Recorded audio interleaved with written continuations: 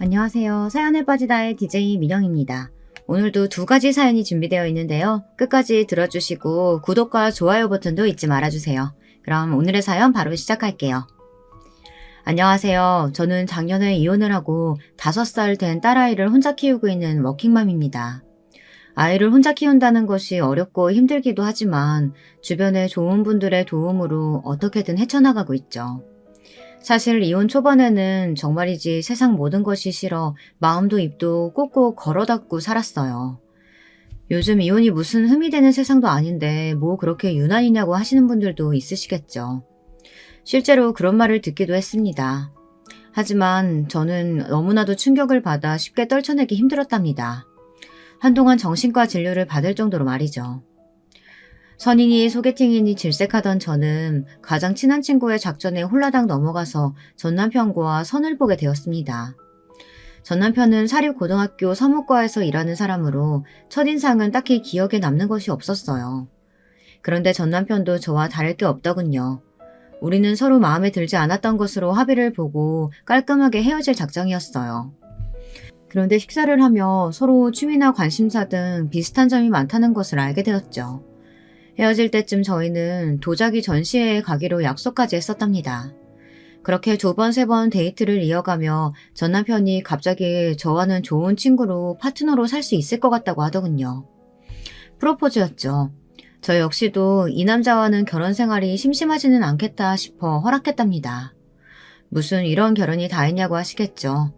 지금 생각하면 한심한 선택이었다고 생각해요. 하지만 그때는 그 이유만으로도 충분하다고 생각했답니다. 전 남편에게는 위로 결혼한 지 1년도 되지 않는 누나와 아래로 나이 차이가 많이 나는 남동생이 있었는데요. 시누이가 참 유별나더군요. 예물은 물론 웨딩드레스를 고르는 날마저도 시누이까지 와선 저보다도 몇 배나 더 꼼꼼하게 챙겨주었답니다. 어찌나 적극적인지 한 번은 예물을 보러 갔다가 창피를 당한 적도 있었어요. 올케는 뭔가 포인트가 있는 것으로 하는 쪽이 좋을 것 같아. 이목구비가 화려한 편은 아니니까. 형님, 이거 심플하니 괜찮지 않아요? 올케, 어떻게 골라도 이런 것만 골라? 결혼할 때 하는 반지인데 이런 건 평소에도 살 수 있잖아. 저는 심플한 것으로 평소에도 하고 다니기 쉬운 것으로 하고 싶었는데 시누이는 무슨 소리냐며 온갖 보석을 다 보여달라고 하더니 이것저것 저에게 권하더라고요.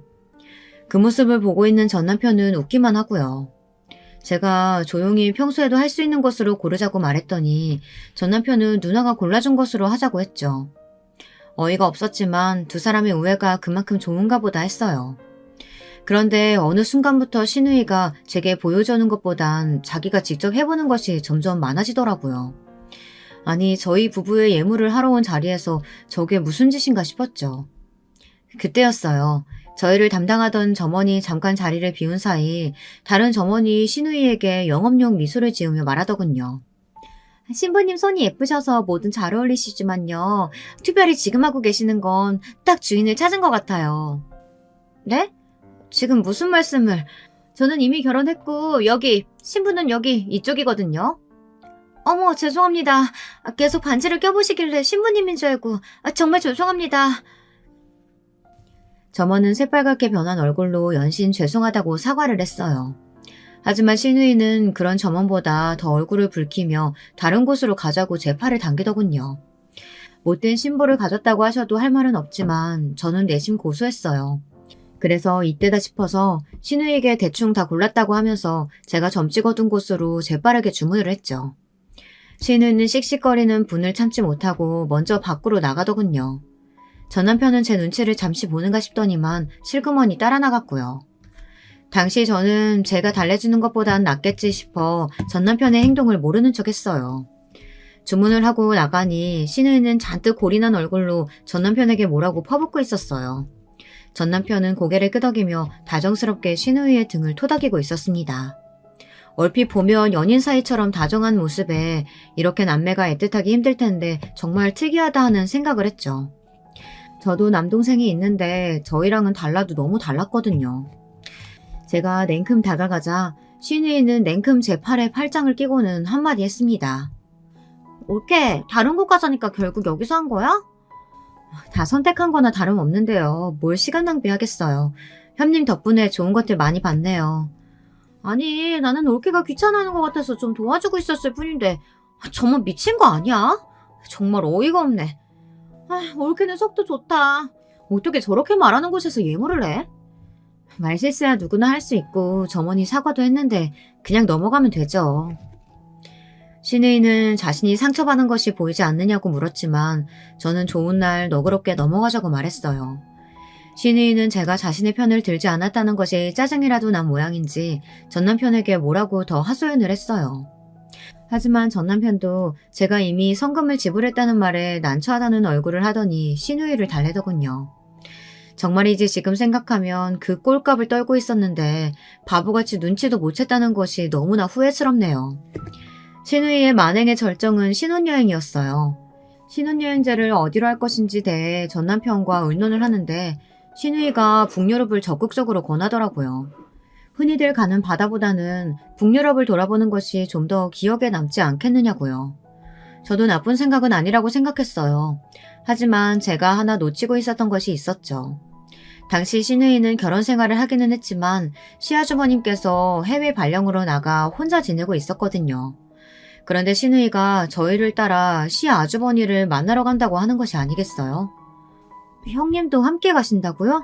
신혼여행을요? 함께 간다는 게 아니라 나도 남편 보러 가는 거지.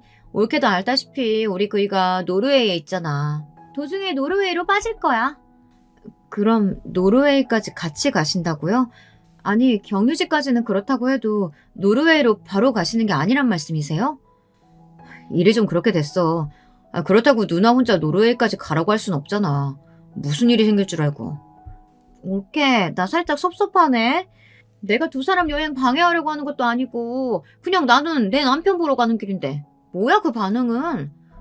형님, 그래도 저희 신혼여행인데 같이 계속 가신다고 하는 건 경우가 좀 아니지 않나요? 저는 너무 어이가 없어서 공항에서 전 남편에게 이런 일이 있었으면 미리 이야기를 해야 하는 것 아니냐고 했어요. 그런데 저는 신우이보다 전 남편의 반응이 더 화가 치밀어 올랐답니다. 전 남편은 제가 당연히 이해해 줄 거라고 생각했다는 거예요. 저는 어떻게 이런 상황을 받아들여야 하느냐고 물었지만 전 남편은 당황스럽다는 얼굴로 저더러 한 번만 이해 좀 해달라고 하더군요. 진짜 저는 그 자리에서 집으로 돌아오고 싶었습니다. 신혼여행이고 뭐고 어떻게 갈 수가 있었겠어요. 그 순간이었어요. 의외의 인물이 공항에 나타난 거 아니겠어요? 바로 시동생이었죠. 당시 고등학생이었던 시동생이 헐레벌떡 공항으로 들어오더니 신우이를 보자마자 왜 여기 있느냐고 화를 내기 시작했죠. 누나는 왜 전화를 안 받아? 매형이 몇 번이나 전화했는지 알아? 지금 매형 한국 오는 비행기 경유지라고 연락 왔다고. 사돈어른이 편찮으셔서 급히 들어오신대. 시어머니가 편찮으시다니. 며칠 전에 전화했을 때는 괜찮다고 하셨는데? 몰라. 하여튼 진짜 내가 누나 때문에 돌겠다. 아니 형이랑 형수가 신혼여행 갔는데 누나가 뭐하러 여기까지 배웅을 하러 와. 빨리 가자. 시동생은 미안한 표정을 지으며 조심히 여행 다녀오라고 하고는 혼이 나간 신우이를 데리고 가버렸죠. 이걸 하늘이 도왔다고 해야 할지 어른이 편찮으시다고 하는데 할 말은 아니지만 결혼식을 하자마자 전 남편과 대판 싸우지 않아도 되어서 다행이란 생각이 들었어요. 그런데 그렇게 끌려나가는 신우이를 바라보는 전 남편의 얼굴이 좀 이상하더라고요. 아니 뭐가 그렇게 아쉬운지 얼굴 가득 아쉬움이 뚝뚝 떨어지고 있었죠. 당신 얼굴이 왜 그래? 형님이랑 같이 못 간 게 그렇게 아쉬워? 누나가 아이슬란드 가는 거 엄청 기대했거든. 타이밍이 좀 아깝네. 아깝기는 무슨. 세상에 아무리 남매가 애틋해도 신혼여행 같이 간다는 게 말이나 되는 소리야? 진짜 방금까지 나 이 여행이고 나발이고 다 때려칠 생각이었거든. 저의 솔직한 표현에 전 남편이 얼굴을 딱딱하게 굳히고는 그렇게 생각하는 저에게 실망했다고 하더군요. 저는 귀를 의심했어요. 실망이라뇨. 실망을 하려면 제가 해야 하는 거 아니니까. 아니, 이 사연을 듣고 계신 분들은 어떻게 생각하세요? 제가 이해심이 부족한 그런 상황인가요? 아니잖아요. 그렇게 저는 전 남편과 신혼여행을 냉랭한 분위기 속에 시작했습니다. 저는 이렇게 여행하는 것이 의미가 있을까 비행기 속에서도 오만 가지 생각이 들었어요. 그냥 경유지에서 다시 돌아올까 생각을 했고요. 그런데 경유지에 도착해서 전 남편이 미안하다고 제게 사과를 하더군요. 자신의 생각이 짧았다고 하면서. 단지 자기는 시누이가 혼자서 노르웨이까지 간다는 것이 좀 불안해서 같이 가자고 한 것뿐이라고. 그런데 저의 기분을 생각하지 못했다면서 말이죠. 전 남편이 또 이렇게 사과를 하자 기분 나빴던 마음이 좀 풀리는 것 같았어요. 좋은 날이잖아요. 그래서 저는 전 남편의 사과를 받아주고는 남은 시간을 충분히 즐기고 돌아왔어요. 드라마나 주변 이야기만 하더라도 시집살이가 보통이 아니라는데 저는 그런 것들은 전혀 없었어요. 제사도 없었고 명절에도 그저 가족들끼리 모여 식사하는 자리가 고작이었죠. 전 남편은 제가 일에 빠져있는 것에 불만을 표현하지도 않았어요. 전 남편은 퇴근이 일정했고 거기다 요리가 취미라며 저녁도 담당했죠. 제가 야근한다고 늦는 날이면 회사까지 저를 데리러 오기도 했고요. 지인들은 제가 전생에 나라를 구한 것이 분명하다고 부럽다고 난리였어요. 결혼 1년이 되면서 저희 부부에게도 새 생명이 찾아왔고 곧 건강한 딸아이를 낳을 수 있었습니다. 그런데 임신 기간 동안 좀 이상한 일이 있었어요. 원래 시누이가 일주일에 몇 번은 저희 집에 왔었거든요. 혼자 저녁 먹기 싫다고 하며 같이 밥을 먹자고 오는 일이 대부분이었어요. 야근을 마치고 집에 오면 시누이와 전 남편이 둘이서 술을 마시고 있기도 했고요. 전 남편과 의논할 일이 있어서 왔다는데 의논을 하러 왔다면 이야기만 할 것이지 술은 왜 마시는지 이해가 되지는 않았어요.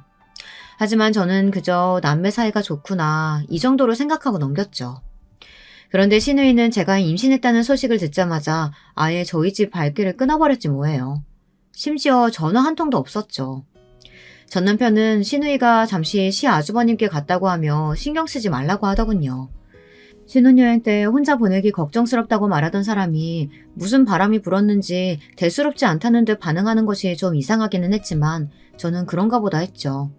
제가 워낙 입덧이 심해 몸이 힘들다 보니 시누이에 대한 생각은 완전히 사라졌거든요. 그러던 어느 날이었어요. 분명 노르웨이에 있어야 할 시누이를 백화점에서 본 것이죠. 8개월쯤이었어요. 병원을 갔다가 친정어머니와 백화점에 좀 갈 일이 있어 기다리고 있는데 시누이가 유아복 전문점에서 친구랑 이야기를 하며 이것저것 보고 있더라고요. 우리 아이한테 뭘 사주려고 하나 보다 싶어 아는 척할까 했는데 때마침 친정어머니가 오셔서 그냥 넘어갔죠. 그래서 그날 저녁 전 남편에게 시누이가 한국에 왔느냐고 물었는데 당황하며 아직 노르웨이라고 하는 거예요. 그러면서 갑자기 시누이 이야기는 왜 꺼내느냐고 물었죠. 백화점에서 본 것 같아서 분명 유아복 매장에서 친구랑 있는 모습 본 것 같은데 말이야. 백화점? 오늘 백화점 갔었어? 병원 가는 날이잖아. 병원 갔다가 엄마랑 백화점에 좀 다녀왔지. 아는 척 하려는데 엄마가 오셔서 그냥 왔어. 아니 당신은 백화점에 가면 간다고 말을 해야지 왜 연락도 없이 가고 그래. 저는 순간 당황해서 할 말을 잃고 전 남편을 빤히 바라보았어요. 아니 백화점에 간 것이 무슨 큰 죄라고 이렇게 정색까지 하고 저를 추궁할 일인가 싶더군요. 못 갈 곳을 간 것도 아닌데 말이죠. 그래서 말을 왜 그렇게 하냐고 화를 냈더니 전 남편이 순간 당황하며 말을 얼버무리더군요. 아무리 장모님이 오셨어도 혼자서 그 많은 사람들이 있는 곳에 갔다고 하니까 걱정돼서 그러지. 나한테 말했으면 같이 갔을 텐데 싶어서. 몸도 무거운 사람이. 당신 내가 걱정돼서 하는 말은 맞아? 아니 그냥 시누이 봤다고 했을 뿐인데 그렇게 짜증날 일이냐고. 누나 한국에 없다는데 왜 자꾸 봤다고 그래? 왜 소리를 지르는데? 시누이 이야기를 꺼내자 전 남편이 버럭하고 소리를 지르더군요. 저 역시 더 이상 참지 못하고 같이 소리를 질렀습니다. 거실에는 정적이 흘렀어요. 저는 화를 가라앉히기 위해 주먹을 불끈 쥐었고 전 남편은 제가 소리를 질렀다는 것에 충격을 받은 얼굴이었어요. 저는 더 이상 그 자리에 있지 못하고 방으로 들어갔습니다. 얼마 후 전 남편이 미안하다며 문을 두드렸지만 저는 나가보지도 않았어요. 그 사건 이후로 한동안 전 남편은 매일같이 미안하다며 저를 달래주었지만 저는 좀처럼 기분이 나아지지 않았죠. 그렇게 냉전은 일주일 정도 이어졌습니다. 시누이가 다시 저희 집에 오기 시작한 것은 딸아이가 태어난 지 6개월 정도 되었을 때였어요. 노르웨이에서 사왔다고 하는 선물을 가져와서는 그동안 자주 못 와서 미안하다고 하더군요. 그리고는 딸아이를 한참 보고 있더니 한 번만 안아볼 수 없겠냐고 물었어요. 낯가림이 있는 아이도 아니어서 그러라고 했죠. 그런데 시누이는 딸아이를 무슨 헤어진 연인을 만난 사람처럼 꼭 끌어안더라고요. 그걸 보는데 기분이 묘했어요. 옳게 기분 나쁠 수도 있겠지만 진짜 많이 닮았다, 내 동생. 어쩜 이렇게 이쁘게 생겼니? 아버님도 그 사람 어릴 때랑 똑같다고 하시더라고요. 어머님은 저 닮았다고 하시는데. 아니야, 내 동생 어릴 때 사진이랑 아주 판박인걸? 엄마가 잘 모르고 하시는 말씀이야. 어머님이 잘 모르고 하시는 말씀이라뇨? 자기 자식 어릴 때 얼굴을 모를까. 무슨 말씀을 그렇게까지 하세요? 아니 뭐 그냥 그렇다고. 그나저나 정말 예쁘다. 신우이는 몇 번이나 전 남편을 꼭 닮아 예쁜 얼굴이라고 말하며 딸아이의 뺨을 쓰다듬었어요. 저는 괜히 소름이 돋아 딸아이 우유 먹일 시간이라고 하면서 아이를 달라고 손을 내밀었죠. 신우이는 모유 먹이는 것이 아니라면 자신이 먹이면 안 되겠느냐고 하더군요. 물론 분유를 먹이고 있으니 허락해도 될 텐데 본능적으로 거절해야겠다는 생각이 들었습니다. 저는 재울 시간이라 제가 해야 한다고 하고는 아이를 안고 들어갔어요. 밖에서 신우이가 분주하게 움직이는 소리가 들리기는 했지만 저는 모른 척하고 방문을 닫고 있었답니다. 저는 출산 후 10개월이 지나면서 다시 회사에 복귀하기로 했어요. 전 남편은 자신이 정시 퇴근을 하니 걱정하지 말라고 하더군요. 낮에는 베이비시터가 봐주기로 했고요. 물론 불안하고 걱정은 되었지만 며칠 지켜보니 어렵게 구한 만큼 믿을 수 있는 분이더라고요. 그래서 안심하고 출근을 했죠. 그렇게 육아와 직장을 병행하던 어느 날 베이비시터가 상담을 하고 싶다고 하더군요. 그래서 저는 집으로 와달라고 부탁을 했는데 저만 따로 밖에서 보고 싶다고 하셨어요. 저는 무슨 일인가 싶어 전 남편에게 아이를 맡기고 나갔죠. 제가 이런 말씀 드리기 애매하기는 한데 그 신우이라는 분이요. 매일같이 오셔서 저한테 자꾸만 이래라 저래라 하시는데 제가 좀 당황스럽네요. 네? 형님이 오신다고요? 저는 그런 소리 못 들었는데요. 아이가 보고 싶다고 하시면서 오시는 것도 뭐 그럴 수 있다고 생각하지만 저는 아이를 봐주는 사람이잖아요. 댁 살림은 제가 할 일이 아니고요. 처음부터 그런 계약이었죠. 그런데 매일같이 오셔서는 애를 품에 안고 내려놓지를 않으세요. 그러면서 저한테 청소해라 밥해라 막 일을 시키시는데 저도 더 이상 참기 힘들어서요. 이럴 거면 그냥 가정부를 구하시는 것이 나을 것 같아요. 저는 베이비시터의 이야기에 충격을 받았습니다. 아니 도대체 신우이는 저도 남편도 없는 집에 와서 제 딸아이를 데리고 뭐 하는 짓인가 싶었죠. 저는 정말 죄송하다고 사과를 드리고는 따로 이야기를 좀 해보겠다고 했어요. 하지만 베이비시터의 이야기는 그것으로 끝이 아니었어요. 바깥분도 알고 계세요. 퇴근하실 때까지 계시거든요. 그이도 알고 있다고요? 언제부터요? 설마 지금까지 계속 그이가 올 때까지 형님이 계셨어요? 네, 퇴근해서 오시면 저더러 빨리 가라고 그 신우이 분이라는 그분이 짜증을 내시더군요. 저도 정말 이런 상황은 처음이라 말씀을 드려야 할 것 같아서요. 저는 앞으로 이런 일은 생기지 않도록 하겠다는 말과 함께 괜찮으시다면 베이비캠을 좀 달아도 되겠냐고 물었죠. 베이비시터는 그것도 이상하다고 하면서 왜 처음부터 달지 않았느냐고 물었어요. 사실 저는 출근을 시작하면서 집에 달고 싶었는데 전 남편이 일하시는 분을 못 믿으면 어떻게 아기를 맡기려고 하느냐며 반대해서 못 달았거든요. 베이비시터를 만나고 돌아온 저는 전 남편에게는 비밀로 하고 아기 침대가 있는 방에 캠을 달아두었어요. 물론 표신하지 않게 말이죠. 그리고 달아둔 지 3일 만에 저는 베이비시터가 말하는 것이 무엇인지 알 수 있었답니다.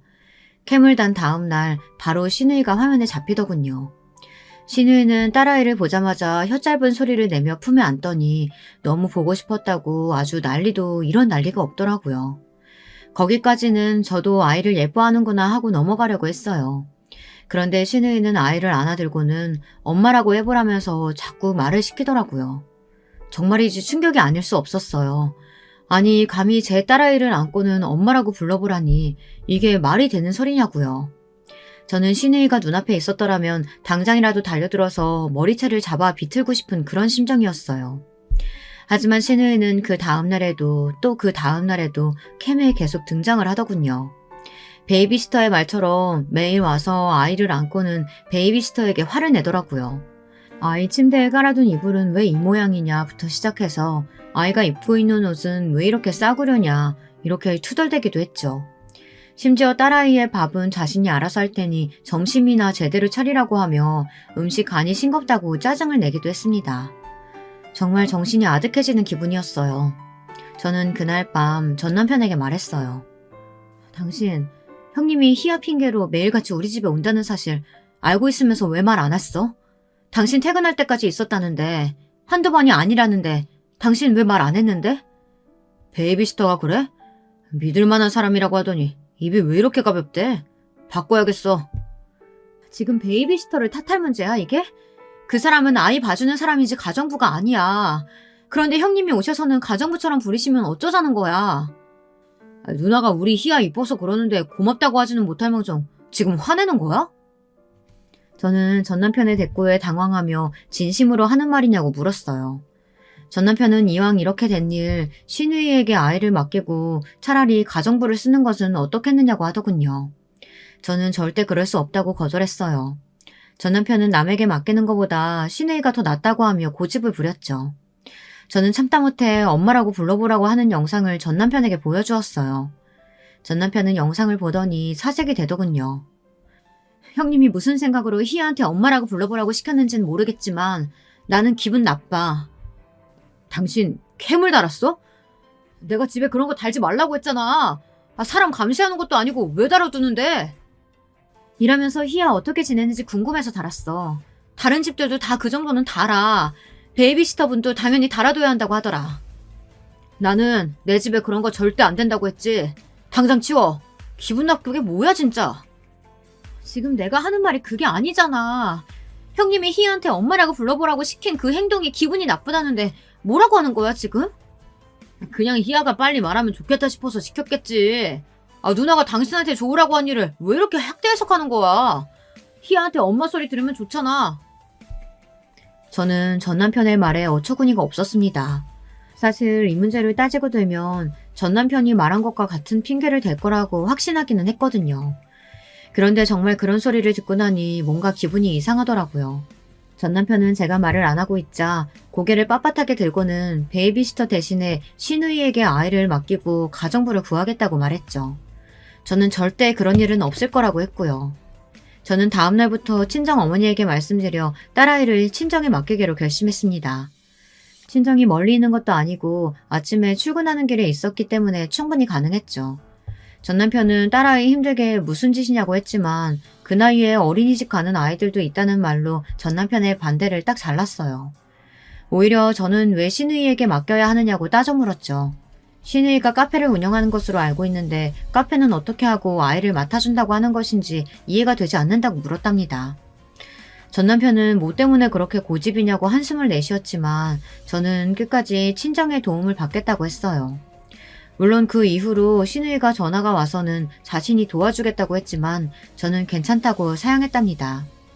지금 생각해도 그때 그렇게 결정하기를 잘했던 것 같아요. 별일도 아닌데 민감하게 반응한다고 하시는 분들도 있으시겠지만 당시 저는 정말이지 신우이와 딸아이를 만나게 하면 안 되겠다는 생각이 강하게 들었거든요. 그 사건을 기점으로 신우이가 저희 집에 오는 일은 뜸해졌어요. 물론 딸아이가 보고 싶다고 전 남편에게 전화는 자주 오는 모양이지만 저는 집안일이 아니고서야 딸아이와 신우이가 만나는 일은 피했죠. 그렇게 시간이 흘렀습니다. 전 남편은 더 이상 신우이 이야기를 꺼내지 않았어요. 딸아이가 3살이 되던 해였어요. 갑자기 전 남편이 어려운 허락이 필요하다고 제게 말을 꺼내더군요.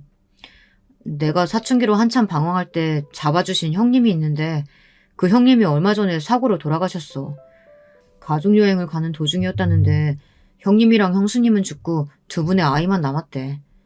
그래서 말인데 그 아이를 우리가 좀 키우면 안 될까? 형님 부부가 고아라서 친척이고 뭐고 아무것도 없거든. 전 남편이 말하는 형님이 누군지는 저도 알고 있었어요. 몇 번이나 이야기를 했었거든요. 도움을 주셨던 형님이 계시다고 말이에요. 그런데 그분이 돌아가셨다니 좀 많이 놀랐어요. 하지만 그보다 더 놀랐던 것은 그 형님의 아이를 입양해서 키우고 싶다는 전 남편의 말이었어요. 심지어 그 아이는 아직 돌도 되지 않았다고 하더라고요. 사고에서 어떻게 살아남았는지 그 자체가 기적이나 다름없는 아이였죠. 남자 아이라는 그 아이를 어떻게든 키우고 싶다고 하는데 고민이 되더군요. 당시 저는 둘째를 가지고 싶어 계획 중이었어요. 하지만 병원에서는 힘들 것 같다고 하더군요. 제가 첫 아이를 낳은 것도 엄청난 확률을 뚫은 것이나 마찬가지라고 하며 둘째는 힘들다고 말씀하시더라고요. 그래도 확률이 0은 아니라고 해서 욕심을 좀 내고 싶었는데 때마침 전 남편이 그 이야기를 꺼낸 것이죠. 저는 일주일 동안 고민을 했습니다. 친정에서는 반대를 하셨어요. 아무리 그래도 남의 자식을 키우는 것이 쉬운 일이 아니라고 하면서 말이죠. 하지만 저는 전 남편이 보여준 아이 사진에 이미 마음이 뺏겨버려 결국은 전 남편이 원하는 대로 하기로 했답니다. 전 남편은 뛸 듯이 기뻐하며 입양 절차는 자신이 다 알아서 할 테니 걱정할 것 없다고 하더라고요. 제가 신경 쓸 일은 아무것도 없다고 하면서 말이죠. 분명 제가 할 것들이 있을 텐데 하며 의아하기는 했지만 저는 새로 생긴 아들을 맞이할 준비만으로도 정신이 없었습니다. 그래서 그냥 전 남편에게 온전히 맡겼답니다. 막내가 집에 오면서 시누이는 또다시 저희 집에 드나들기 시작했습니다. 하지만 이번에는 미리 저한테 부탁을 하더라고요. 전 남편이 말하는 형님이라는 사람은 자신에게도 은인이나 다름없는 분이라고 하면서 이렇게라도 돕고 싶다고 했죠. 당연히 저는 거절했어요. 내가 진짜 올케한테 이렇게 부탁할게. 나 사실 다 들었어. 내가 희아한테 엄마라고 해보라고 했던 거 그냥 희아가 말을 하면 얼마나 이쁠까 싶어서 그래서 제일 먼저 하는 말이 엄마면 올케가 좋아할 것이라고 단순하게 생각했었어. 그게 올케 기분을 상하게 할 줄은 몰랐어. 진짜야. 형님이 그렇게 마음 쓰신 것은 고마운데요. 솔직히 그 영상 보는데 좋지는 않았거든요. 그럼 다 알지. 내가 다 잘못했어. 이번에는 내가 진짜 조심할게. 2번 다시 그런 일 없도록 할 테니까 내가 도와주면 안 될까? 도움을 필요로 하는 사람보다 도와주겠다고 하는 사람이 더 애원하는 무슨 이런 상황이 있나 싶더군요. 개그 프로그램도 아니고 말이죠. 저는 시누이가 너무 간절하게 부탁을 해서 못 이기는 척하고 넘어가기로 했어요. 어차피 딸아이는 어린이집 종일반을 다니고 있었고 저도 딸아이 하원 시간에 맞춰서 퇴근하고 집에서 재택근무를 하는 중이라 잠깐은 괜찮겠다 싶더라고요. 그래서 시누이의 제안을 받아들이기로 했죠. 시누이는 약속했던 것처럼 정말 별다른 말도 없이 막내를 잘 챙겨주었어요. 가끔 딸아이가 아파서 어린이집 조퇴를 하는 날이면 저 대신 2아이를 꼼꼼하게 챙겨주었죠. 집에 캠을 달아두었는데 캠으로 봐도 별다른 특이점이 없더라고요. 저는 내심 시누이에게 고마운 마음이 들기도 했죠. 제가 배 아파 낳은 자식은 아니지만 막내는 정말 눈에 넣어도 아프지 않을 만큼 예뻤어요. 가족끼리 나가면 다들 남매가 부부를 참 많이 닮았다는 이야기를 하더라고요.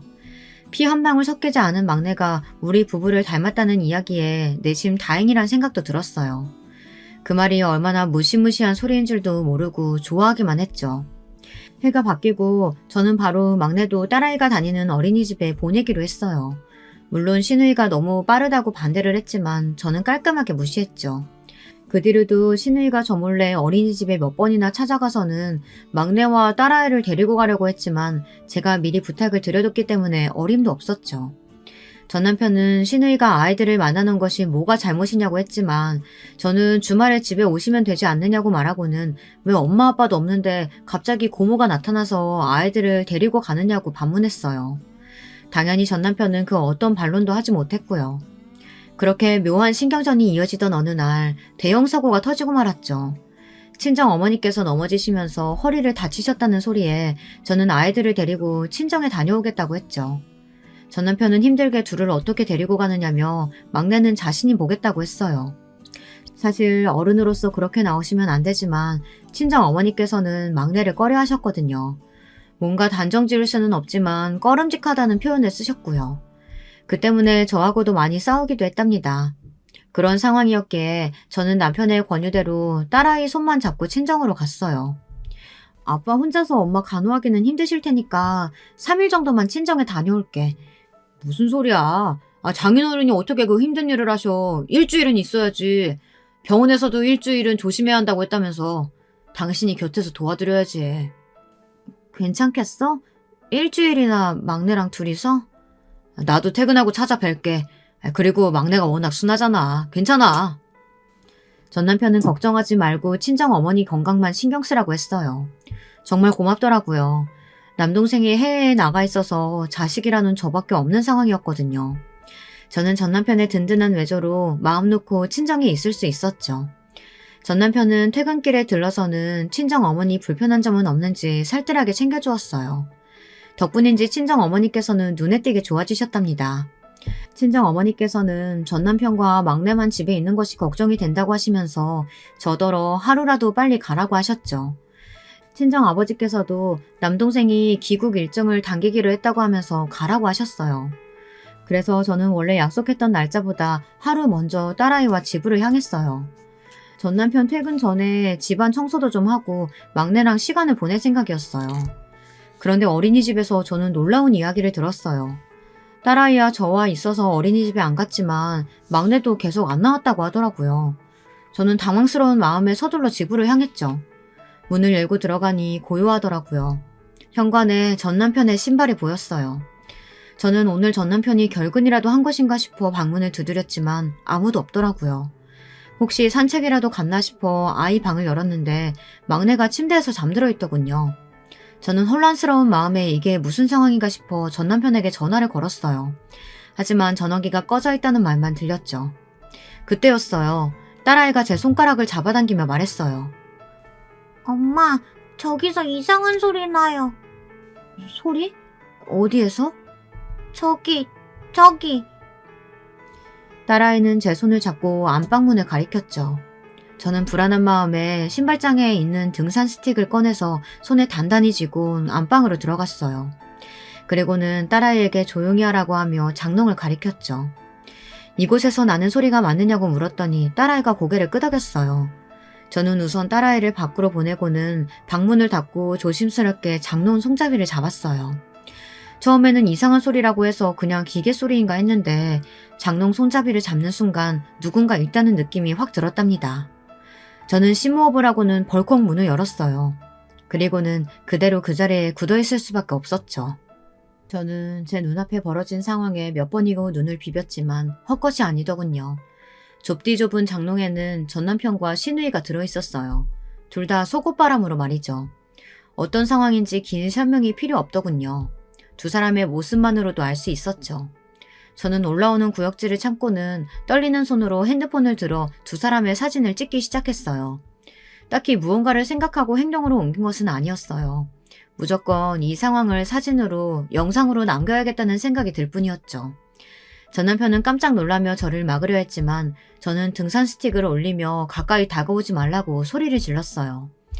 미쳤어. 당신들 미쳤다고. 아니 어떻게 남매가 더럽고 역겹게 감히 내 집에서.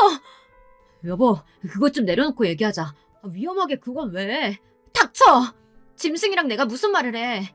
이 상황에서 무슨 말이 필요한데? 아니, 당신이 생각하는 거랑은 달라. 내가 설명할게. 무슨 설명을 할 건데? 어떤 상황이면 남매가 팬티 바람으로 장롱에 들어가 있을 수 있어? 이 대낮에? 그것도 내가 없는 집에서? 저는 전 남편이 보는 앞에서 바로 시댁으로 전화를 걸었고 당장 저희 집으로 오시라고 했죠. 저와 전 남편이 실랑이 하는 사이 속옷만 입고 있던 시누이는 급하게 옷을 챙겨 입더군요. 그런데 시누이가 입고 있는 옷이 눈에 띄었어요. 바로 제 옷이었어요. 저는 너무 화가 나서 바로 시누이에게 달려들었어요. 어디서 내 옷을 입고 있어? 미쳤어? 당장 벗어! 오케이, 정신 좀 차려. 나 좀 말려봐. 시누이는 전 남편을 부르며 저를 말리라고 했지만 전 남편은 제가 소리를 지르며 손에 잡히는 대로 던지자 놀라면서 물러섰죠. 저는 시누이가 입고 있는 옷을 당겨 찢어버렸어요. 당황하는 시누이에게 다가간 전 남편은 시누이를 등 뒤로 숨기고는 저에게 언성을 높이더군요. 당신, 무식하게 이게 무슨 짓이야. 말로 좀 하자고. 뭐? 무시? 남매가 이런 짓거리 하고 있었는데 누구더러 무식하대. 그러는 너는 뭔데? 짐승이랑 다를 바가 없는 너는 뭐냐고. 말 조심해. 짐승이라니. 알지도 못하면서 함부로 말하지 말라고. 입이 10개라도 할 말이 없어야 할 전 남편은 뭐가 그렇게 떳떳한지 눈에 불을 켜고 저에게 화를 내더군요. 사람이 너무 화가 나면 숨이 턱 막히면서 말도 안 나온다고 하던데 딱 제 상황이 그랬어요. 닫힌 문으로 딸아이가 우는 소리가 들렸습니다. 저는 급하게 문을 열고 나가 딸아이를 품에 안았어요. 언제 일어났는지 막내도 울며 저를 찾더군요. 그때였어요. 벌써 옷을 챙겨 입었는지 시누이가 달려가서 막내를 안아올리는 것이 아니겠어요. 저는 아이들이 놀랄까봐 소리도 지르지 못하고 으르렁거리듯이 신우이에게 막내를 내려놓으라고 말했어요. 막내 역시도 저에게 손을 뻗으면서 엄마라고 불렀죠. 그때였어요. 내가 네 엄마야. 저 사람이 아니고 내가 네 엄마라고. 뭐? 지금 뭐라고 했어? 엄마라니? 내 배 아파서 낳은 내 자식이라고. 내가 네 엄마라니까? 저는 신우이의 말에 정신이 아득해지려는 것을 겨우 붙잡았습니다. 자기 배가 아파서 낳은 자식이라니. 저는 삐걱거리며 전남편을 향해 고개를 돌렸어요. 은은의 아들이라며 입양하자던 전남편은 제 눈을 피하며 고개만 숙이고 있었죠. 저는 휘청거렸어요. 그리고는 구역질이 치밀어 올라 결국 화장실로 달려가 변기를 붙잡고 몇 번이나 속에 있는 것을 개원했죠. 나오는 것도 없는데 구역질이 자꾸만 치밀어 오르는 것이 미칠 것 같더라고요. 딸아이가 울면서 제게 와서는 엄마라고 부르는데 온몸이 떨리면서 눈물이 나기 시작했어요. 제가 그동안 무슨 짓을 했나 생각이 들면서 저것들이 진짜 인간인가 싶었답니다. 이게 다 무슨 일이야? 너는 왜 여기 와 있고? 며느리는? 아가! 무슨 일이기에 이 난리야? 애들은 왜 다 울고 있어? 시부모님의 등장에 딸아이는 울면서 엄마가 아프다고 난리였죠. 시어머니께서는 놀란 얼굴로 오셔서는 저를 부축해 주시며 무슨 일이냐고 하셨고요.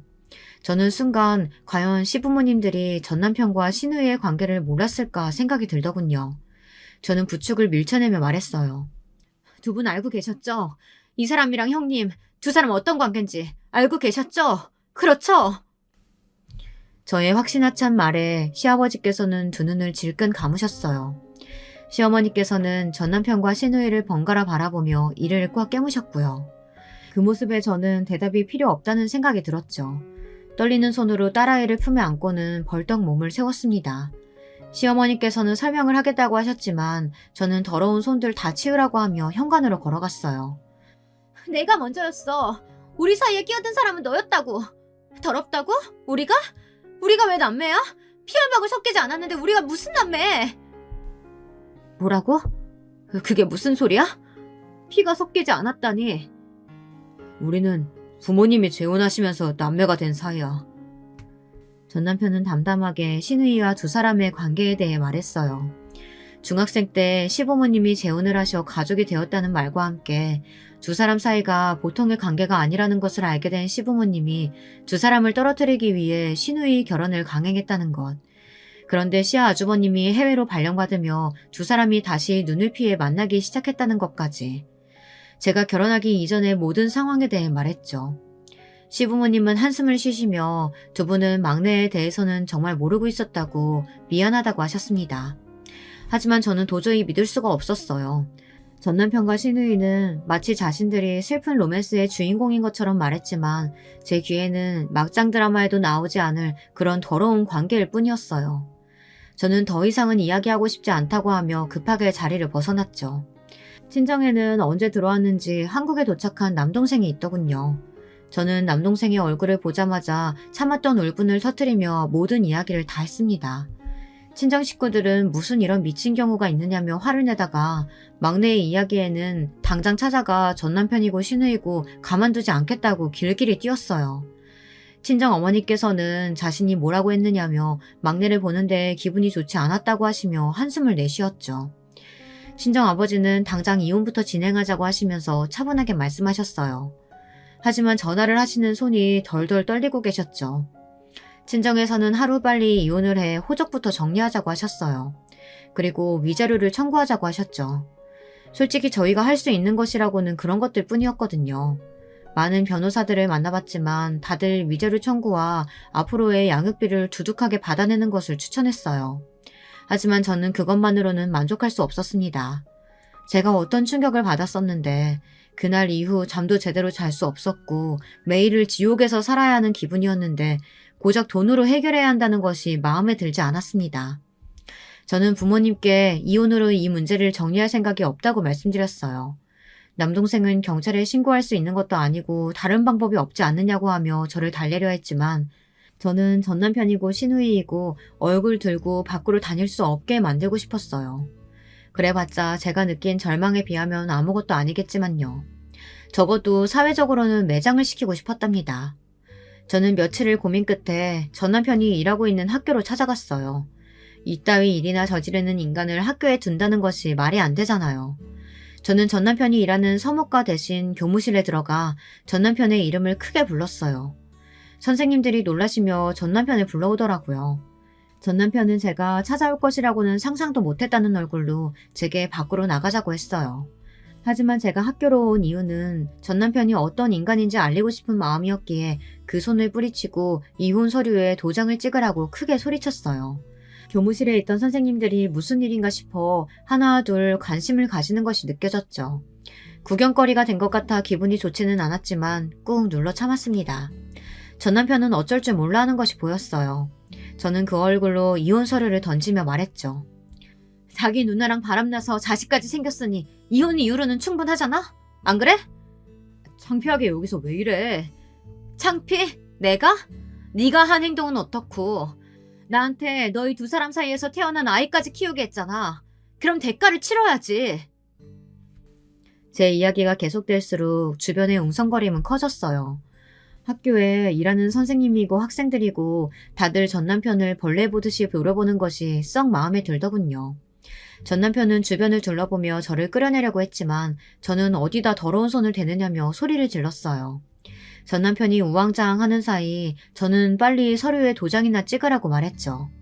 전 남편이 허둥거리며 사인을 하는 모습을 흘끗 보고는 떳떳하게 제 발로 걸어 나왔습니다.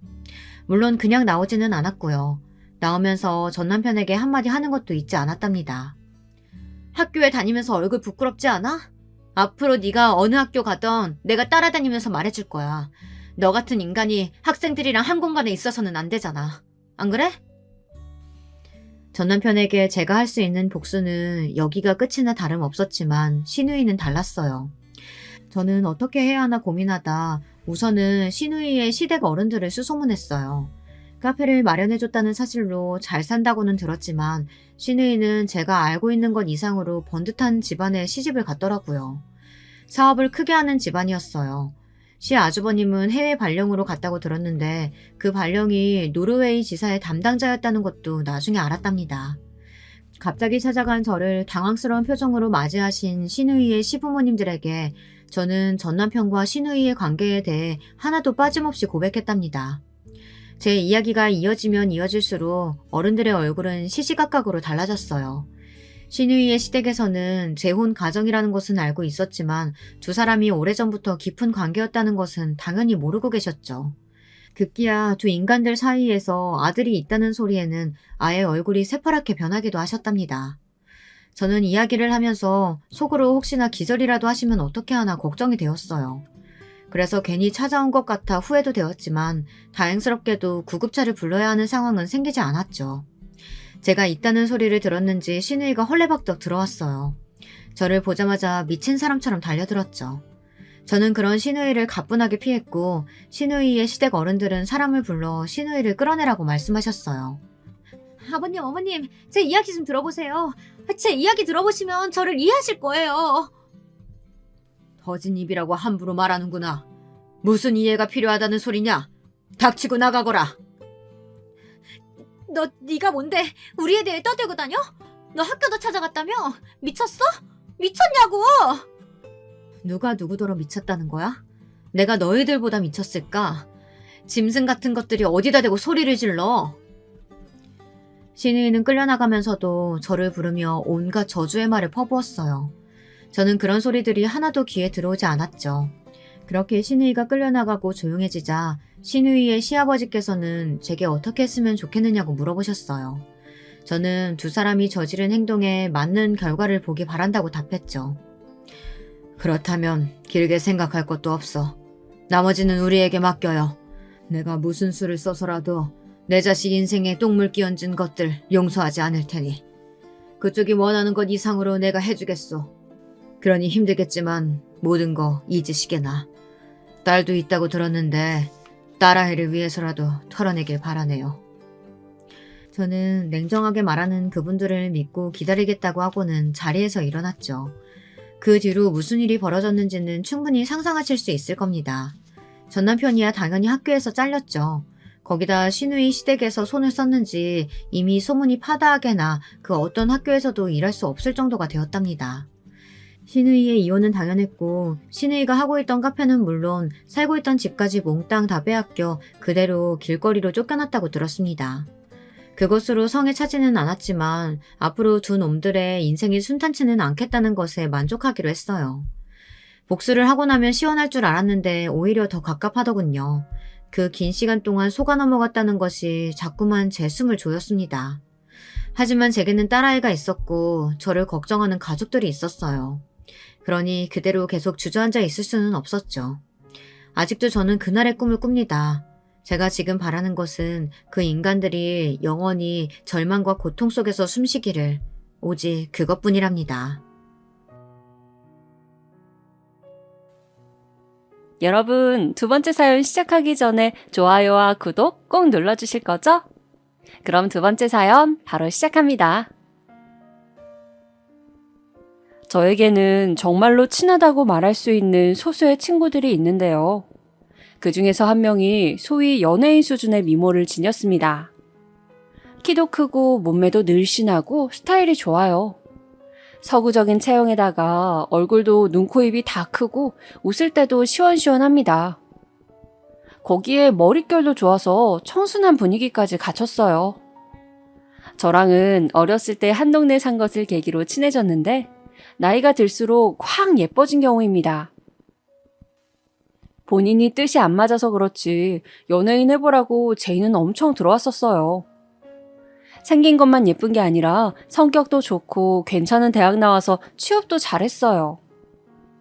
이 친구를 한마디로 표현하자면 완벽한 여자인데 바로 이 점 때문에 문제가 생길 줄은 정말 꿈에도 몰랐습니다.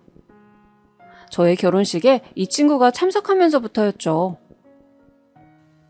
형수님, 저기 저쪽에 남색깔 원피스 입으신 분 형수님 친구분 맞죠?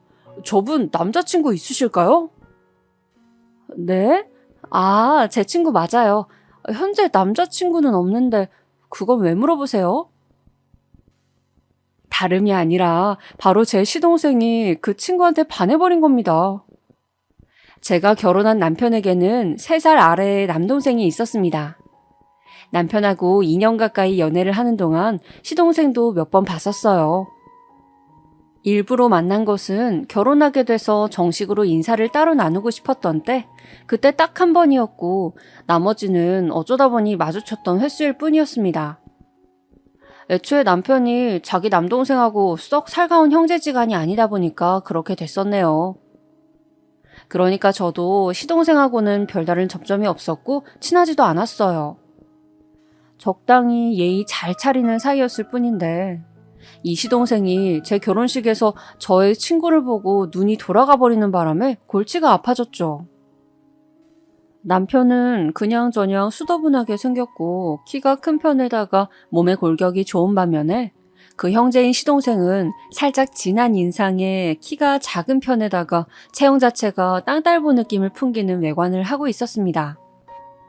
하지만 제 친구는 누가 봐도 열이면 열 전부 예쁘다고 말을 할 정도로 외모가 잘났었거든요. 그러니까 제가 보통 난감해진 게 아니었죠. 그 친구라고 자기가 잘난 걸 모를 리가 있겠나요? 자기도 눈이 달려있으니까 거울만 봐도 자기가 예쁜 걸 너무 잘 알 수 있었고 주변에서 하도 외모에 대한 칭찬을 많이 들어왔던 것을요.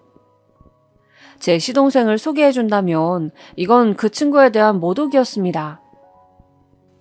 게다가 저는 친구들에 비해서 결혼을 일찍 한 것이었거든요.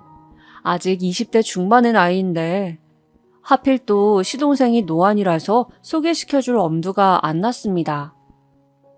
남편이랑 둘이 형제가 나란히 있으면 솔직히 시동생이 형으로 보여요. 결혼식이 끝나기 전부터 시동생의 태도가 예사롭지 않더니만 제가 신혼여행을 다녀오자마자 득달같이 연락을 해댔습니다. 제 친구를 소개시켜달라고요. 걔는 왜 내 결혼식 날에 예쁘게 하고 와서 이 난리를 만들었을까? 거적대기를 걸쳐도 예쁜데 그냥 아무렇게나 입고 오지. 그리고 왜 또 도련님은 하필 걔한테 푹 빠져선 이렇게까지 적극적으로 오냐고. 진짜 미치겠네. 무슨 일인데 아까부터 한숨을 푹푹 내쉬어? 설마 내 동생이 네 친구 소개시켜달라고 한 것 때문에 그래? 내가 그냥 무시하랬잖아. 나도 그러고 싶지. 그런데 도련님이 지금 보통 진지하게 나오는 게 아니야. 내 친구, 걔가 도련님이 꿈꿔오던 이상형이라도 되나? 별 의미를 부여하지 마. 내 동생은 말이지, 지금까지 살면서 제대로 연애해 본 적이 단 한 차례도 없는 녀석이야. 그런 놈이 이번에 직장 잘 옮겼다고 기세등등해지더니 여자 만날 용기도 생긴 거 아니겠어? 딱 그 타이밍에 네 친구를 보고 불이 붙어버린 것일 뿐 그 이상도 그 이하도 아니야. 남편은 저한테 크게 신경 쓸 필요 없다고 하였지만 그게 어떻게 마음대로 되나요? 시동생이 정말 하루도 안 빠지고 저한테 연락을 했어요. 저로선 시동생의 번호를 차단하지 않는 이상 피할 방법이 없었습니다. 결국 저는 고민 끝에 저의 친구에게 연락을 취했죠. 상황이 그렇게 돼서 아무튼 내 도련님이 너를 꼭 한번 만나보고 싶다면서 난리거든. 너 지금 만나는 사람도 따로 없으니까 혹시 우리 도련님하고 소개팅 안 해볼래? 두 눈 꼭 감고 친구에게 조심스러운 말을 건넸지만 돌아온 반응은 역시나였습니다. 결혼식장에서 자기를 끈질기게 쳐다보는 시선 때문에 시동생을 얼핏 기억하고 있었던 제 친구는 단칼에 거절하였어요. 제가 시동생에게서 받은 잘 나온 사진을 몇 장 전송하여 주기까지 했지만 더욱 치를 떨더군요. 네가 오죽하면 나한테 말을 꺼내봤는지 알겠어. 네 입장 생각해서 화는 내지 않을게. 그런데 만나보는 건 힘들 것 같아. 그 어떤 여지도 남기고 싶지 않으니까 네가 깔끔하게 선을 그어줘. 나는 그분을 만나볼 생각이 절대 없거든. 냉랭한 친구의 어조를 그대로 전달할 수 없었던 저는 최대한 돌려서 시동생에게 전달을 하였습니다. 그랬더니 그때부터 시동생이 저한테 화가 난 거예요. 제가 후달리는 게 뭐가 있다고 거절을 당해야 해요? 혹시 형수님이 일부러 거짓말 하시는 거 아니에요? 그쪽에다가 제 얘기를 해본 게 맞긴 해요. 진짜 제가 장담하는데 분명히 직접 만나보면 그쪽에서 저를 좋아할 거라니까요. 형수님은 그냥 중간에서 다리만 놔주시면 되는 건데 그것 하나 지금 저한테 못해줘서 이러는 거예요? 일단 저랑 연결만 해주시면 그 후는 제가 알아서 한다고요. 참 사람 답답하게 구시네. 자기 잘 나온 사진을 새로 찍었다면서 꼭 좀 저의 친구한테 다시 전달해달라는 겁니다. 저한테 인상까지 써가면서 시동생이 윽박을 지르니까 저도 순간적으로 욱했나 봐요. 도련님, 제 친구는 외모가 솔직히 연예인해도 될 만큼 예쁜데 도련님은 아니시잖아요. 그 사실을 정말 모르셔서 저한테 이러는 거예요? 좋게 말씀 좀 드리면 알아들으시지. 암만 거절의 의사를 밝혀도 자꾸 도련님이 포기를 못하시고 3달 넘게 이러시니까 저도 미치겠어요. 제 친구는 차라리 아무도 안 만나면 안 만났지 도련님 수준의 남자를 만날 애가 아니에요. 저도 모르게 눈을 부라리면서 그렇게 말을 해버렸는데 시동생의 표정이 싹 굳더군요. 그 후로는 다시는 저의 그 예쁜 친구를 소개시켜달라고 하지 않았습니다. 동시에 저와의 사이가 완전히 틀어졌죠. 남편이 저의 편을 드는 바람에 형제 사이도 차가워지고 말았습니다.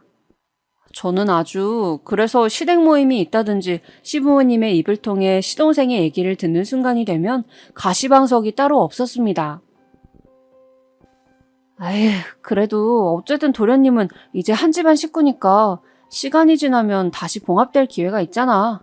오랜 친구랑 절교를 하지 않게 된 것을 다행으로 여기자. 저는 그리 생각하면서 저희 부부에게 단단히 삐진 시동생을 그냥 내버려 두었습니다. 이윽고 제가 임신을 하게 되었는데요. 시부모님께 살짝 힌트만 드렸다가 정식으로 알려드린 것은 시댁에서 함께 저녁을 먹던 자리에서였습니다. 시부모님께서 동시에 환호성을 지르시며 기뻐하셨어요. 저에게는 축하의 말씀을 전해주셨고 제 남편에게는 끝없는 칭찬을 건네주셨죠. 역시 우리 집안 장남이 최고다 최고야. 어쩜 이렇게 알아서 인생 계획을 착실히 세우다가 알차게 살아간다니. 자기 부모를 걱정시키는 법이 없어요. 형보다 나은 아우가 없다는 건 바로 우리 집안 형제를 두고 하는 말이지. 시어머니께서 깔깔 웃으셨을 때 갑자기 시동생이 불만 있는 표정으로 입술을 삐죽거리는 게 보였습니다. 분명히 시어머니께서는 저의 임신 소식에 기분이 들뜨셔서 반쯤은 농담으로 그런 말씀을 하신 게 분명했거든요. 하지만 시동생의 모난 심리를 제대로 건들고 만 것이었습니다. 형보다 못난 아우의 소식을 알려드릴게요. 저 만나는 여자 있습니다. 그리고 이 여자랑 결혼하기로 했어요. 올해 안에 하려고요. 시동생이 대뜸 그렇게 말했을 때 시아버지께서는 그만 사례가 들리고 말았습니다. 너무 놀라셨기 때문이었죠. 여자 손 한번 잡아본 적 없었던 게 시동생이었고 그런 둘째 아들의 면모를 시부모님께서도 잘 알고 계셨거든요. 시아버지께서 콜록거리시는 모습을 보면서 시동생은 모멸감을 느꼈는지 얼굴이 시뻘개졌습니다. 저 농담하는 거 아닙니다. 진짜로 결혼할 거예요. 금방 결혼해서 저도 두 분께 손주를 안겨드릴 테니까 그런 줄로 알고 기대하고 계세요. 퉁명스럽게 말을 하는 시동생을 보면서 시부모님과 저희 부부는 거의 비슷한 표정을 짓고 있었어요. 저희 네 사람 모두 네가? 과연? 이라는 반응이었습니다. 허세라고 생각했으니까요. 그런데 이게 무슨 일인가요? 시동생은 진짜로 결혼을 해버렸습니다. 번갯불에 콩 구워 먹듯이 급한 불을 후딱 꺼버리듯이 그렇게 급한 결혼을 감행하였어요. 누가 보면 혼전 임신으로 서두른 줄 알았을 겁니다. 저는 갑자기 생긴 동서가 어떤 사람인지, 시동생과 어떻게 만나서 결혼까지 하게 되었는지 그런 것도 전혀 몰랐습니다. 저는 태교에 힘쓰면서 직장 생활을 병행하기에도 바빠서 그쪽에 신경을 쓸 겨를도 없었어요.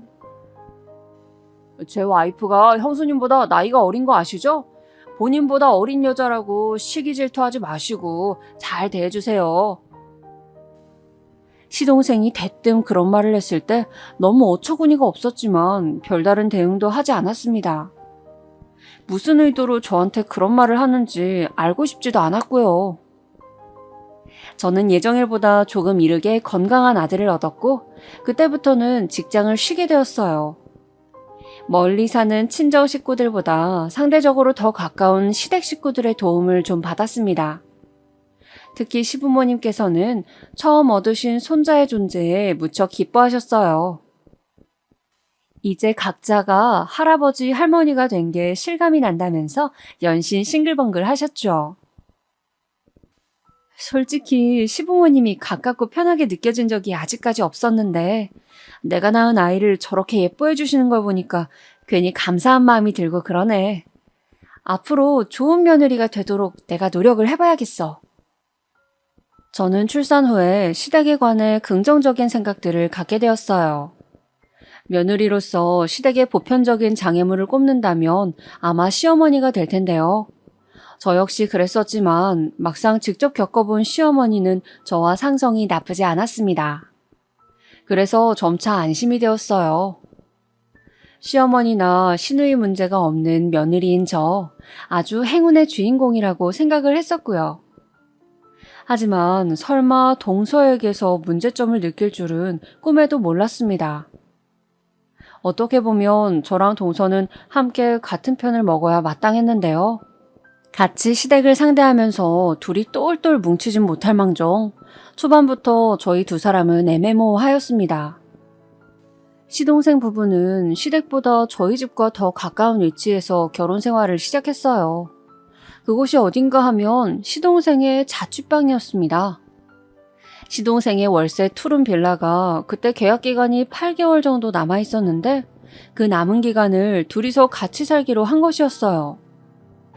참고로 동서에게는 마땅한 친정집이 없었습니다. 저도 두 사람의 결혼 직전에나 알게 된 사실이었는데 동서의 부모님은 아주 옛날에 이혼을 하셨대요. 동서는 그래서 편모 가정에서 자라났는데 이 모친께서 동서가 성인이 되자마자 급사하셨다고 합니다. 부친은 연락두절인 지 오래였는데 모친의 사망 때문에 수소문을 해보자 해외에 거주 중인 사실이 드러났대요. 다시 동서를 만나거나 같이 살고 싶다는 의사가 전혀 없다고 부친 쪽에서 그렇게 밝혔다고 합니다. 외동인 동서는 부모 형제가 모두 없는 셈이었죠. 집안에 마땅한 재산도 없었고 그저 모친의 유산으로 그냥저냥 살던 중에 저희 시동생을 만나서 홀라당 결혼을 한 것이었습니다. 시부모님께서는 당연히 동서를 마음에 안 들어 하셨대요. 하나부터 10까지 마음에 차는 조건이 없다면서 이 결혼이 탐탁지 않다고 하셨다고 합니다. 그런 시부모님 앞에서 시동생이 하였다는 발언이 저는 가관이라고 생각해요. 그래도 걔가 나이는 어리잖아요. 여자는 얼굴이 끝내주게 예쁘지 않는 이상 무조건 나이가 어린 게 최고 아니겠어요? 그러니까 저 그냥 걔랑 결혼하고 싶어요. 제발 허락해주세요. 시동생이 일단 자기의 자취방이 계약기간이 남았으므로 그곳에서 결혼 생활을 시작한다고 하니까 그 소박한 점을 높이 사신 시아버지께서 그 고집에 마지못해 넘어가 주셨습니다. 하지만 시어머니께서는 끝까지 허락의 허자도 안 꺼내셨대요. 영 못 믿어오셨던 것이죠. 시동생 부부가 저희 부부보다 시댁과 조금 더 멀리 산다는 것, 그건 사실이었지만 거리가 별로 차이가 안 났습니다. 차로 30분 정도의 차이였는데요. 이 정도면 가고 말고를 가를 요소는 절대 아니라고 생각하거든요. 그런데 시동생 부부가 결혼하고 나서 처음 맞는 시어머니의 생신날이었습니다. 사흘 전에 제가 동서에게 연락을 했어요. 동서 잘 지내요? 어머님 생신 문제로 미리 연락한다는 것을 내가 그만 정신이 없어서 깜빡했어요. 이제야 연락을 하네요. 네? 어머님 생신이요? 그 문제로 저한테 왜 연락을 하시죠? 그야 우리 며느리들끼리 같이 어머님 생신을 준비해야 하니까요. 형제가 둘 다 결혼해서 며느리가 둘이 됐는데 처음 맞는 어머님 생신이면 뭐라도 같이 하는 게 맞는 그림 아니겠어요? 아무래도 직접 생신상을 차려드리는 게 가장 무난할 것 같은데 동서 생각은 어때요? 글쎄요. 저는 잘 모르겠네요. 지금은 너무 당황스러워서. 저기 형님, 내일 제가 연락드릴게요. 네? 그래요? 알았어요. 그럼 내일 연락 줘요. 기다릴게요. 미적지근한 동서의 반응은 예상도 못했던 것이라서 괜히 서운하더라고요.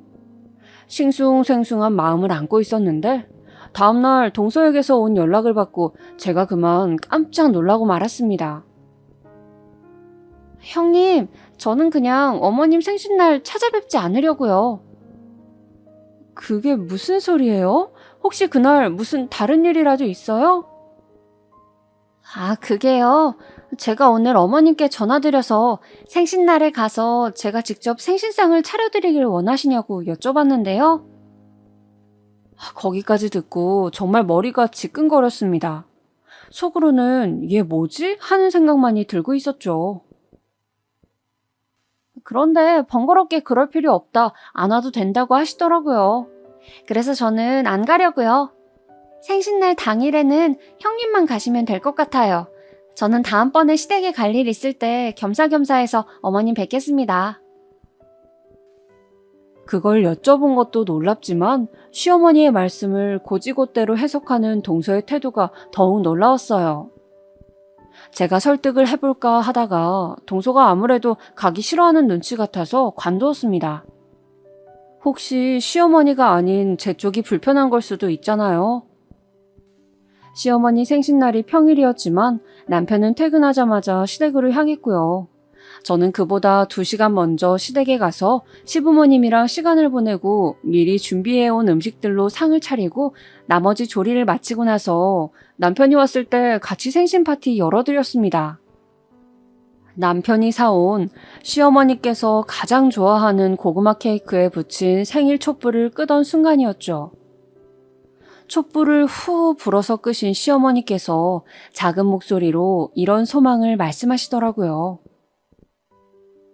평생 어딘가 독특한 구석이 있었고 자기 부모 말을 더럽게 안 들어먹었던 우리 작은 아들, 자기 같은 며느리를 저희 집안에 데려왔습니다.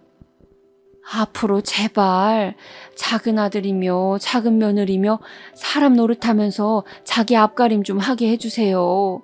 내가 이렇게 빕니다.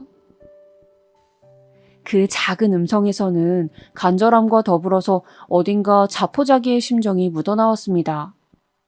저는 결혼하기 전까지는 시동생이 제 남편과 굉장히 다른 유형의 사람이라는 점에 신경을 안 썼더랍니다. 형제끼리 워낙 안 친밀했으며 저랑 시동생의 접점도 없었으니까요. 하지만 제가 결혼하자마자 저의 예쁜 친구를 소개시켜달라면서 끈질기게 굴었던 것을 시작으로 후딱 해치운 결혼을 통해 저로 하여금 만만치 않은 동서를 얻어다 줄 줄이야. 결혼 전까지는 이렇게 되리라고는 상상도 못했습니다.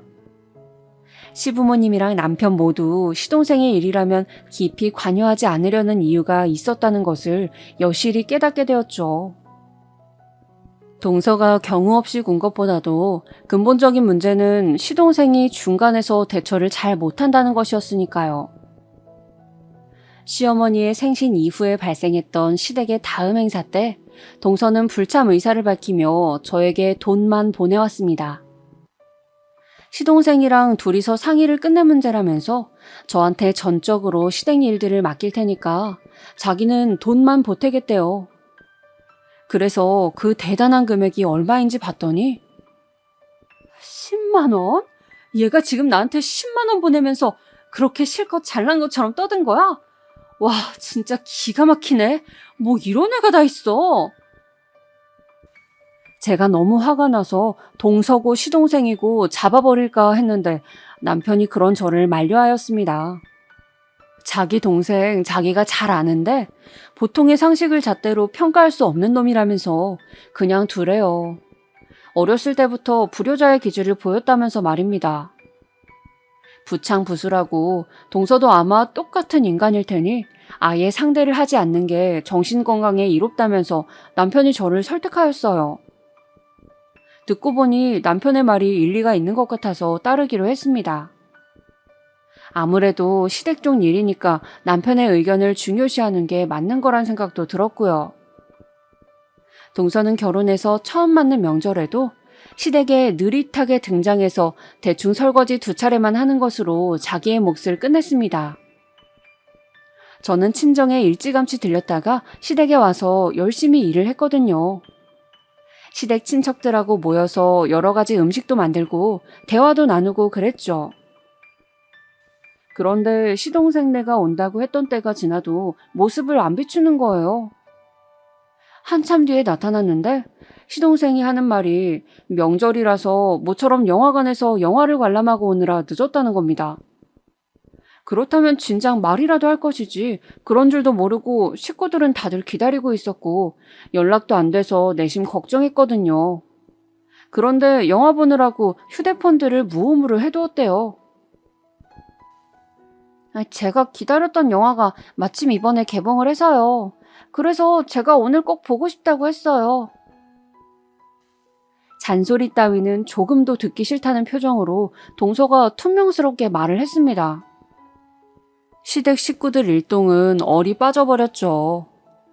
잠시 후에 둘만 있을 때 제가 동서한테 한마디 했어요. 동서, 영화는 어제도 볼 수 있었던 거 아니에요? 왜 명절 당일날 이러는 거예요? 그리고 어제도 얼굴 안 비쳤다면서요. 기본 예의를 이렇게 밥 말아먹는 경우가 어디 있냐고요. 제가 영화를 명절 당일에 보든 말든 형님이 무슨 상관이세요? 그리고 명절에 이틀이고 3일이고 제가 다 시댁에 와야 하나요? 오늘만 왔으면 됐죠. 아니, 제 말은 어차피 동서는 친정도 없어서 따로 갈 데도 없는데 일정을 꼭 이렇게 했어야 했냐는 말이에요. 제 말이 끝나기가 무섭게 동서가 몸을 휙 돌리더니 휴대폰이랑 겉옷을 챙기더라고요. 저는 황당해서 그 모습을 바라보고 있었고 동서가 집 밖으로 나가버리니까는 모두가 어리둥절했습니다. 뒤늦게 동서가 사라진 걸 알게 된 시동생이 귀찮다는 얼굴로 집 밖으로 따라 나갔다가 나중에 돌아와서는 저에게 삿대질을 하면서 화를 냈습니다. 형수님, 말씀 그렇게 하시는 거 아니죠? 네? 갑자기 저한테 왜 이러세요? 시침이 떼지 마세요. 제 와이프한테 형수님이 뭐라고 그러셨어요? 명절에 갈 친정집도 없는 주제에 까불지 말라고 하셨다면서요. 저는 그런 식으로 말을 한 적이 없건만 동서가 이상하게 와전을 시켜놨더라고요. 삽시간에 시동생은 목에 핏대를 세워가며 저한테 소리를 질렀고 모두가 깜짝 놀라서 일단 시동생을 말려댔습니다. 볼썽사납게 자기 형수한테 뭐하는 짓이냐며 다들 한마디씩 나무랐습니다. 그랬더니 시동생이 저를 비웃는 얼굴로 이렇게 말을 하는 것이 아니겠어요? 뻔하지. 여자들의 시기 질투. 자기보다 어린 여자를 그렇게나 시샘하고 싶으셨어요? 그래서 일부러 제 와이프 괴롭히신 거죠? 저는 맹세코 동서가 저보다 어리다고 시샘하지 않았습니다. 제가 많은 나이도 아니었고 따지고 보면 일찍 결혼한 편이었으니 어린 축에 속하는 나이였고요. 동서랑은 꼴랑 2살 차이였던 것을요. 저는 그 앞에서 헛웃음만 쳐댔습니다. 어째서 시댁 식구들이 시동생을 두고 상종 안 하는 쪽이 마음 편하다고 하는지 비로소 여실히 알 것만 같아서였죠. 어떻게 하면 생각이 그런 식으로 튈 수 있는지 너무 신기할 정도였어요. 여자들의 시기 질투라고 판단하다니 어불성설이었습니다.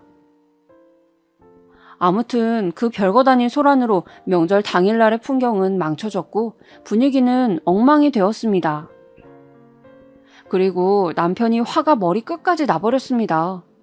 시동생한테 제대로 으름장을 놓더라고요. 네가 감히 내 와이프한테 그딴 식으로 굴어? 야, 너 진짜 한 번만 더 네 형수한테 함부로 행동하면 가만 안 둔다. 내가 너 진짜 죽사발 내버릴 거니까 그런 줄 알라고. 너 내가 분명히 경고했어. 남편이 웬일로 눈이 막 돌아가서 뭐라고 하니까 그 앞에서 시동생이 심각한 상황이라는 걸 알았는지 조용해졌습니다. 이 싸가지 없고 경우도 없는 부부가 앞으로 어떻게 살든 말든 저는 되도록이면 관여를 안 하겠다는 작정이었어요. 그런데 사람 일이 마음먹은 대로 흘러가던가요? 절대 아니더군요. 명절 당일날 분위기를 망치고 떠났던 그 2사람.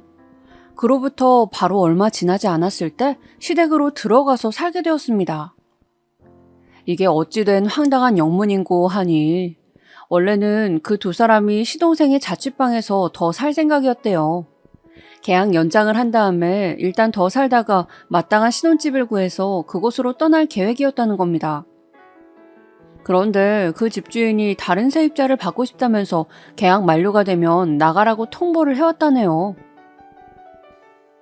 아니 그런데 다른 집을 새로 구하는 게 아니라 왜 아버님 어머님 댁으로 들어가서 산다는 거야? 또 무슨 사정이라도 얽힌 거야? 아니면 혹시 2분께서 댁으로 들어와 살라고 그렇게 말씀을 하신 건가? 제가 영문을 몰라서 남편에게 묻자 남편은 깊은 한숨을 내쉬었습니다. 그 반응에서 벌써 심상치 않은 내막이 깃들어 있음을 직감할 수 있었죠. 새로 집을 구하기에는 돈이 없대. 뭐? 사지 멀쩡한 젊은 사람 둘이 살면서 어떻게 돈이 그 정도까지 없을 수가 있어? 재수씨의 카드 빚을 갚느라고 돈이 좀 나갔다나 봐. 동서한테 카드 빚이 있었다고? 그런데 동서가 딱 봐도 돈 나갈 구석이 없어 보이는데 웬 카드 빚이 그렇게 있었을까? 자세한 건 말을 안 해주던데 내가 눈치로 때려 맞추기로는 재수씨가 괜히 좀 사치를 부렸나 봐. 결혼하고 나서 이것저것 사들인 모양이야. 그래? 우리도 그 집에 가봐서 알잖아. 그 집에 꾸밀 구석이 뭐 그렇게나 있다고 동서가 물건들을 샀나 모르겠네. 내 생각에는 그게 아니라 명품을 산 것 같아. 명품 가방, 명품 화장품, 명품 옷 이런 거 있지? 그런 걸 재수씨가 카드로 긁은 것 같더라고. 뭐? 미쳤어, 미쳤어. 아니, 어쩐지 저번에 봤을 때 동서가 가방은 안 가져오고 자기 지갑만 들고 있던데 그거 보니까 명품이더라고. 지갑은 명품이라도 크게 안 비싸니까 그러려니 했는데 다른 것들도 같이 샀다면 그건 문제지. 지갑 브랜드를 보니까 대략 80만 원은 줬겠구만. 그런 브랜드로 가방을 사자면 하나에 500만 원은 우습게 넘기는 금액인데 몇 개만 질러도 수천만 원 단위야. 아휴, 그러니까 큰일이 난 거지. 구매 가격은 비싼데 중고로 되팔려니까 말도 안 되는 적은 금액이 나온다는 등 그런 얘기가 들려온 걸로 봐서는 재수 씨가 명품을 여러 개 사들였다가 사달이 난 건 아무래도 맞아. 그래서 지금 돈이 수중에 하나도 없고 당장 그 집에서는 나와야 되는 상황이니까 아버지랑 어머니가 그냥 들어오라고 하셨나 봐. 전말을 듣는 것만으로도 머리가 다 지끈거리더군요. 그냥 싸가지가 없고 경우가 없는 게 아니라 세상 물정에 대한 감각까지 없었나 보더라고요. 그런 동서도 대단했고 뒤늦게 카드값이 청구되는 걸 보고 거품 물었다는 시동생 쪽도 대단했습니다. 어쩜 이런 부부가 탄생하였는지요. 그 후로 시동생과 동서는 시댁에 들어가 살게 되었습니다. 동서는 케이블 방송의 하청 사무실에서 광고 섭외 일을 했어요. 동서가 받았던 급여의 정확한 금액은 제가 몰랐지만 대략적으로 기본급이 100만 원 수준이었고 섭외를 따내면 건수마다 추가로 돈이 붙는 거라고 들었습니다. 그러니까 다달이 100만 원을 벌 때도 있고 200만 원을 벌 때도 있고 편차가 심했다는 것이죠. 가장 중요한 대목은 그 직장이 정규직이 아니었다는 것 같네요. 그렇다고 계약직도 아니었어요. 왜냐하면 프리랜서 고용 형태라서 언제든지 자기가 하루아침에 그만둘 수 있다는 장점과 언제든지 하루아침에 바로 잘릴 수 있다는 단점을 모두 안고 있었습니다. 동서는 오전 10시부터 4시까지 6시간씩 일한다고 하였어요. 이런 것들도 전부 동서가 시댁에 들어가고 나서부터 알게 되었습니다. 그전에는 동서가 정확히 무슨 일을 하는지도 몰랐으니까요. 참고로 시동생은 원래 월급 230만 원 정도를 받다가 결혼 직전에 이직에 성공해서 월급이 280만 원 수준이었습니다. 추가로 수당이 붙으면 300만 원 정도 들어온다고 하더라고요. 그렇다면 두 사람이 합쳐서 최소로 잡아도 얼추 매달 400은 벌리는 셈이었는데 말이죠. 문제는 동서가 결혼 전까지 모아둔 돈이 한 푼도 없었다는 사실이에요. 또한 시동생은 결혼하면서 침대를 새로 사고 장롱도 새로 사고 동서 쓰라고 화장대도 들여놔주고 소파까지 큰 걸로 바꾸고 이런 것들을 하면서 돈을 꽤 지출했습니다. 어차피 월세집에서 짧게 살 거면 그런 것들은 지금 바꾸지 말고 나중에 정식 신혼집으로 들어갈 때 구매하라고 다들 충고했었지만 시동생은 안 들어먹었어요. 본인만 손해였죠. 시댁에 들어가면서 소파 같은 거 뇌물단지가 되어서 중고로 팔아버렸거든요. 싼값에 후려쳐서 말입니다. 이런 상황 속에서 동서가 결혼한 뒤로 지출한 금액이 반년 사이에만 3천만 원을 넘겼대요.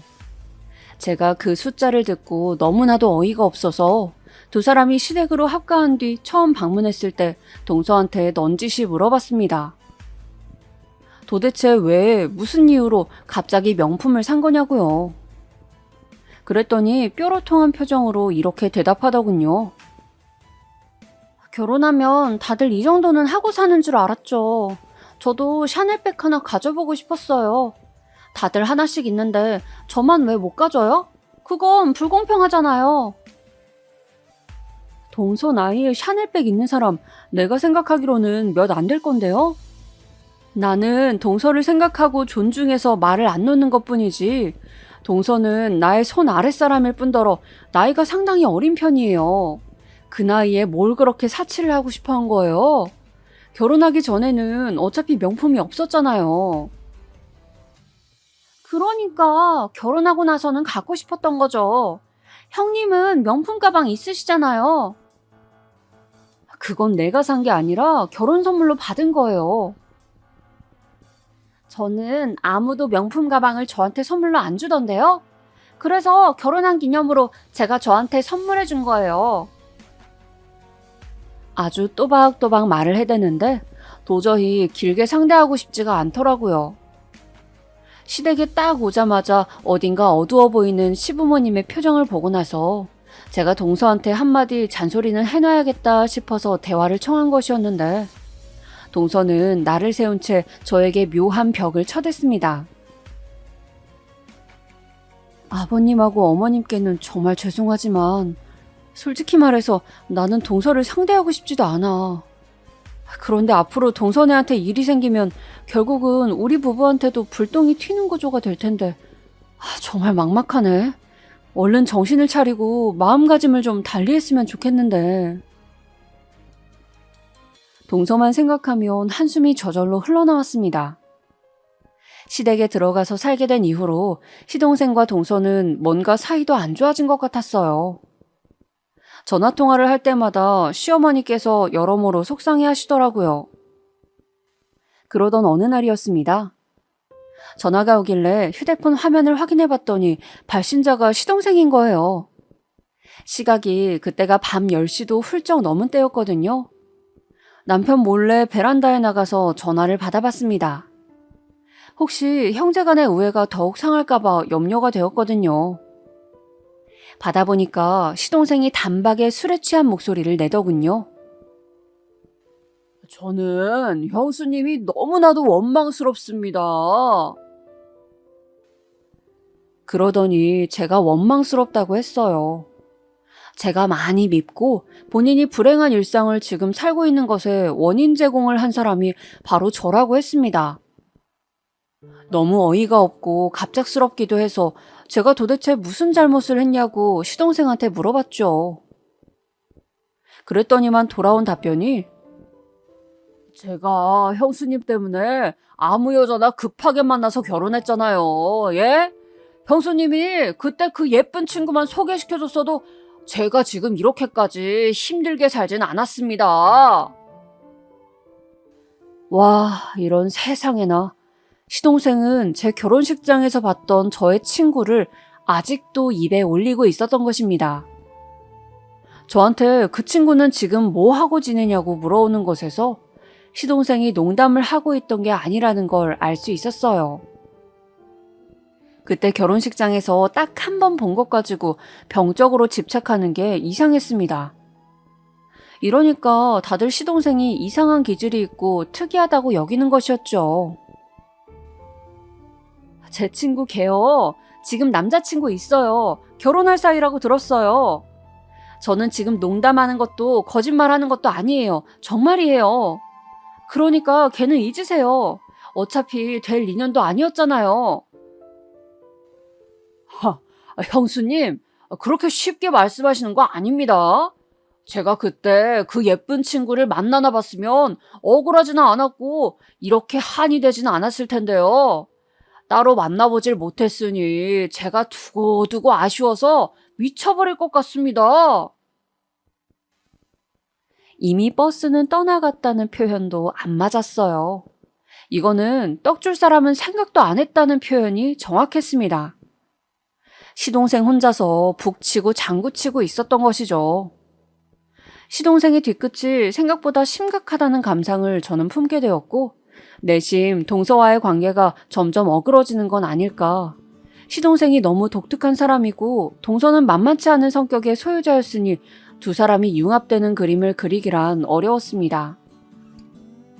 나쁜 예감은 언제나 들어맞는다는 상투적인 말이 있죠.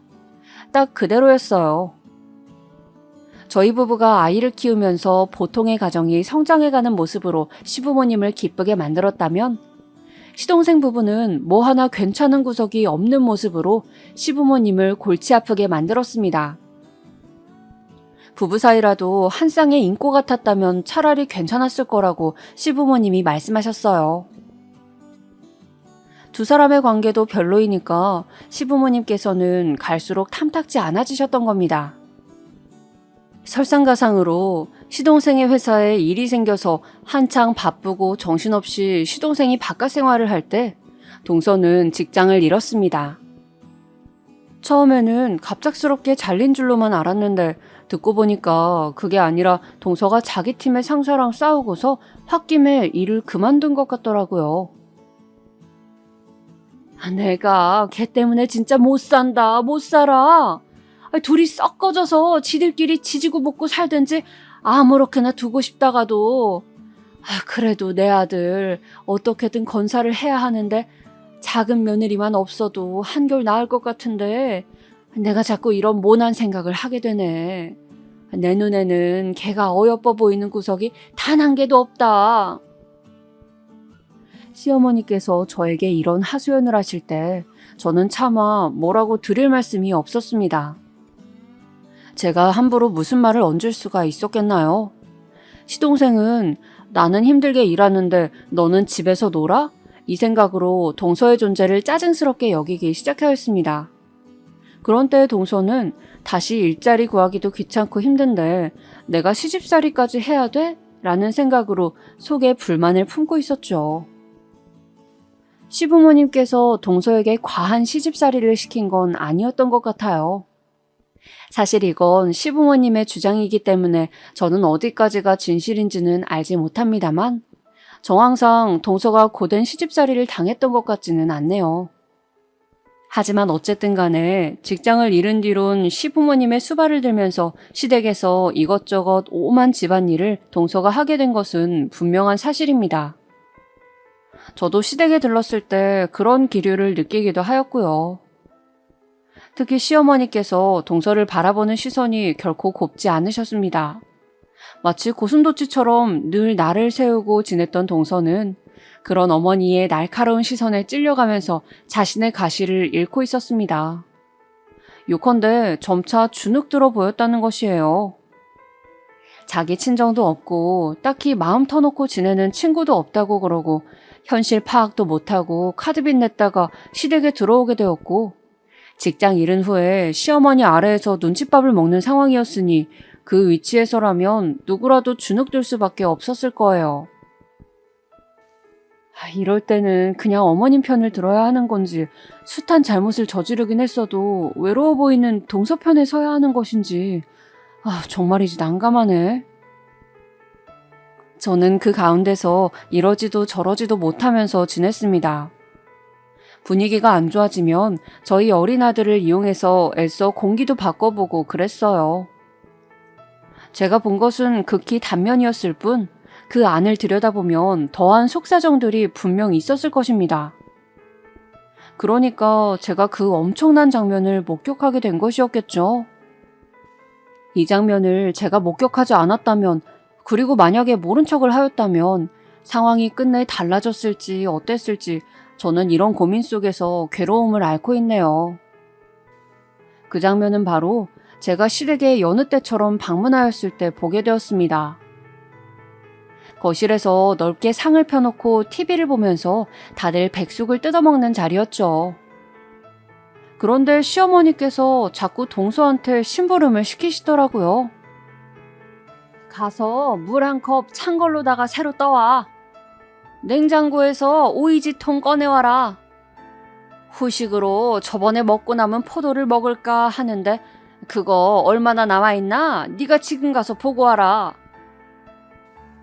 시어머니께서 동서한테 자꾸 이것저것 주문을 하셔서 식사를 하다가 한번 자리를 일어날까 말까 하는 게 정상이거늘 동서는 제가 횟수를 센 것만 해도 5번을 일어나서 부엌에 들락날락 하였습니다. 그런데 시아버지와 시동생은 이것을 아무렇지 않게 여기면서 너무나도 자연스럽게 그냥 있는 거예요. 남편은 저희 아들 밥을 먹이고 챙기느라 정신이 없었고요. 저만 그 모습을 심각하게 받아들였습니다. 무엇보다 시어머니께서 자꾸 퉁명스레 명령조로 말씀을 하셨고 그걸 따르는 동서의 표정은 그늘져 보였거든요. 식사가 거의 끝나갈 무렵에도 시어머니께서는 당신의 밥 공기를 동서에게 내미시면서 또 주문을 하셨습니다. 여기다가 누룽지 한 국자 더 퍼와라. 그러자 동서가 대답 한마디 없이 입을 꾹 담은 모양새로 그 밥 공기를 들고 자리에서 일어났습니다. 부엌으로 향하는 그 뒷모습이 왠지 측은해 보여서 저는 자리에서 일어나 그 뒤를 조용히 따라갔어요. 뒷정리 다 마치고 근처에 카페나 같이 가자고 그래 볼까? 이런 생각이나 하면서 동서를 따라갔는데 바로 그 순간에 봐선 안 될 장면을 목격하고 만 것입니다. 냄비에서 누룽지를 한 국자 퍼낸 동서가 갑자기 가래침을 그 안에다가 뱉더니 수저로 비벼서 안으로다가 가래침을 감추더라고요. 제가 깜짝 놀라서 손으로 입을 틀어막고 있는데 만행을 저지른 동서가 등을 돌리다가 저를 보고는 그대로 얼어붙었습니다. 형님, 언제부터 거기에 계셨어요? 동서 지금 미쳤어? 무슨 짓을 저지른 줄 알아? 확 반말이 튀어나갔어요. 그리고 동서는 제가 다 봤다는 걸 알자마자 안색이 창백해지더니 바로 싱크대에 그 누룽지를 획 쏟아버렸습니다. 그리고는 얼른 새 밥 공기를 꺼내서 거기에다가 누룽지를 새로 푸더라고요. 국자를 쥔 손이 덜덜 떨리는 것을 보곤 동서가 많이 동요하고 있음을 알았습니다. 형님, 이따가 얘기해요. 제발 지금은 입을 다물어 주세요. 제가 부탁드릴게요. 저를 지나치면서 동서가 빠르게 중얼거렸습니다. 저는 수심이 깊은 얼굴이 되어서 동서를 따라 다시 자리로 돌아왔죠. 제가 한숨을 쉬니까 남편이 왜 그러냐고 물어왔는데 그 모습에도 동서가 크게 움찔하면서 제 눈치를 살폈습니다. 그 눈빛이 정말 간절하더라고요. 아무 일도 아니라고 하고선 우선 식사를 마쳤어요. 뒷정리를 하는 동안 저랑 동서는 서로 눈도 안 마주쳤습니다. 그리고 다들 거실에서 TV를 보면서 과일을 먹을 때 저랑 동서랑 부엌 다용도실로 가서 조용히 대화를 나눴습니다. 동서, 솔직히 말해봐. 이번에 처음 그런 거 아니지? 내 생각에는 이번이 절대 처음일 리가 없거든. 아무리 어머님이 얄궂게 구신다고 하여도 어떻게 사람 먹는 음식에다가 그런 장난을 칠 수가 있지? 내 상식으로는 도저히 이해가 안 돼. 왜 그런 거야? 대체 무슨 이유로? 죄송해요. 오늘 아침에 어머님으로부터 잔소리를 들었더니 그게 계속 화가 남아있었어요. 다시는 안 그럴게요, 형님. 저 한 번만 봐주세요. 그냥 모른 척 해주세요. 동서가 전에 본 적 없는 애처로운 얼굴로 저에게 싹싹 빌었습니다. 그런데 저는 가래침을 뱉어서 싹싹 비벼 숨기던 그 장면이 너무 충격적으로 남아있었어요. 그래서 동서에게 아무런 확답도 주지 않고 그냥 먼저 자리를 피해버렸습니다. 동서는 저희 식구가 시댁을 나설 때까지 초조한 표정을 감추지 못했고 저는 집으로 돌아가는 길 내내 표정 관리를 하지 못했어요. 남편이 몇 번이고 무슨 일 있냐고 물어왔을 정도였죠. 너무 심란해서 그날 뒤척이다가 간신히 잠에 들었는데 다음 날에도 제가 얼굴에 수심이 깊어 보였는지 남편이 무슨 고민거리라도 있냐면서 물어왔습니다. 동서가 반성하는 기색이었으니 그냥 묻어도 되는 것이긴 한데 어머님을 생각하면 또 마음이 불편하고 남편한테까지 숨기자니 답답하기도 하고 양심에 찔리네. 고민하던 저는 남편에게 제가 본 것을 털어놓았어요. 남편이 깜짝 놀라더니 자기 생각에는 절대 이번이 처음 그런 짓을 한 게 아닐 거라고 했습니다. 제가 내심했던 생각하고 일치하였죠. 시부모님께는 함구하였으면 좋겠다는 저의 말에 남편은 짜증 섞인 한숨만 내쉬었습니다. 저는 이것으로 일단락이 된 줄 알았건만 그 뒤로 며칠이 지났을 때였어요. 어떤 일이 있어서 남편이 시동생하고 통화를 하다가 홧김에 그 일을 꺼내버린 겁니다. 나한테 대도 않는 소리 하지 말고 재수 씨나 허튼 짓 못하게 네가 잘해. 남편이 그렇게 말하니까 시동생은 무슨 허튼 짓이냐면서 물어온 것이죠. 그렇게 시동생이 그 사건을 알게 되었는데 문제가 아주 크게 번졌습니다.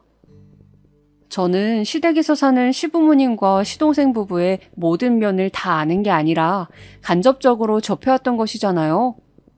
그런데 안에서 많이 골마 있었나 봐요. 시동생은 당장 이혼을 하겠다며 선언하였고 그 결정에 시부모님이 쌍수를 들며 반기셨다는 겁니다. 저는 설마 시아버지께서도 동서를 내치겠다고 하실 줄은 몰랐는데 동서는 이혼당할 수 없다면서 절대 안 나가겠다고 하였는데 시동생이랑 크게 싸운 후에 마음의 상처를 입고서는 그냥 이혼하는 쪽으로 마음을 돌렸더라고요. 내가 원래 예쁘고 잘난 여자랑 결혼할 운명이었어. 그런데 어쩌다 너랑 홧김에 결혼해버렸고 결과물이 지금 이 모양 이 꼴이야. 너랑 더 살았다가는 내가 제명에 못 살겠다고. 내가 대체 왜 너 같은 별 볼 일 없는 여자랑 계속 살아야 돼? 네가 나이가 어려서 그동안은 봐줬지만 생각해보니까 몇 년만 지나도 너 역시 늙어버릴 거잖아. 그럼 별로 쓸모도 없지. 시동생의 이런 발언을 듣고 동서가 순순히 이혼을 한 뒤 시댁에서 나가버린 겁니다. 그 과정을 듣고 저랑 남편도 크게 충격을 받았습니다. 두 사람이 갑작스럽게 결혼을 했던 때처럼 너무나 빨리 이혼을 해버렸으니까요. 동서가 오갈 때는 있을지 그 돈으로 혼자 어떻게 살아갈지 저는 그것부터 당장 걱정이 되었습니다. 시동생의 작태에 질린 시부모님은 결국 작은 아들마저 쫓아내셨습니다. 그리고 1년 뒤 심장이 철렁 내려앉는 비보가 들려왔어요. 동서가 홀로 세상을 떠났다는 소식이었습니다. 작은 원룸에서 혼자 살던 도중에 그런 선택을 내렸고 월세가 밀려서 집을 찾아와 본 집주인이 발견하였대요. 연락처에 있는 번호들로 연락이 돌려졌고 그 중에 한 명이 저였던 것이죠. 외롭고 힘들게 살아온 사람을 아무도 가르쳐주지 않았기에 그저 서툴고 세상 물정을 몰랐을 뿐인 사람을 내가 모질게 내쳐버린 게 아닐까? 어쨌든 내가 그 장면을 비밀로 하지 않은 바람에 이혼의 빌미가 되어서 동서가 세상 밖으로 다시 내쳐졌던 거잖아. 그리고 저는 말로 설명하기 어려운 죄책감에 휩싸이게 되었습니다. 애써 동서는 젊으니까 알아서 새로이 인생을 시작하겠지 하면서 생각하려 했던 것들이 모두 저 스스로 편하자고 그래왔던 것만 같아서 마음이 너무 복잡해요. 계속 이 죄책감 때문에 미치겠는데 어쩌면 좋을까요?